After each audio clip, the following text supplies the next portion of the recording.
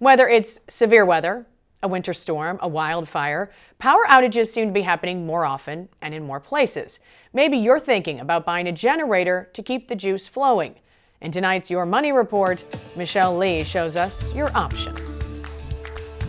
If you want to power an entire house, that can get expensive, but Consumer Reports found less pricey options to power just the essentials. With winter around the corner, it is a very good idea to know your options.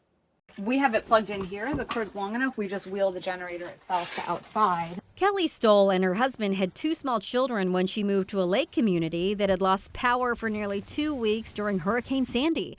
They wanted their portable generator to power their essentials during an outage. The refrigerators, the TV, the coffee maker. But they didn't want to run lots of cords through open doors. Installing a transfer switch allowed them to safely power much of their home. A transfer switch is like a mini circuit breaker panel that allows you to draw electricity from your generator instead of from the power company. An electrician can easily install it next to your breaker panel, and you pick what circuits you want to run through it.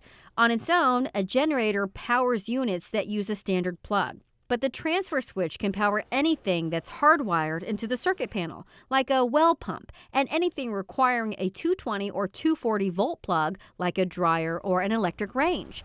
Consumer Reports says to keep in mind that the generator must be at least 5,000 watts to easily connect to a transfer switch and to handle the load of several appliances. You want to make sure to get a generator that's large enough to power all your essentials, but still the smallest model you can get away with because you'll save a lot on gas.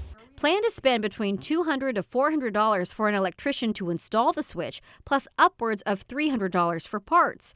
You'll lose some of the convenience of a transfer switch, but save hundreds on parts using an interlock device installed directly on your circuit panel. When the power goes out, you flip off the main switch with power from the street, slide this little interlock device up, and flip on this circuit breaker, which allows the generator to power any of these circuits here on the main panel. Having a safe way to power your home helps you feel safe. Proper installation of a generator is critical to staying alive. Don't run one in an enclosed space, and always keep it at least 20 feet from the house with the exhaust pointed away from the home. With Your Money, I'm Michelle Lee. You can also call your utility company for help. For example, Ameren asks that you call them to install a backup generator, and know that you're required by law to make sure no electricity from your standby generator backfeeds into power lines during an outage.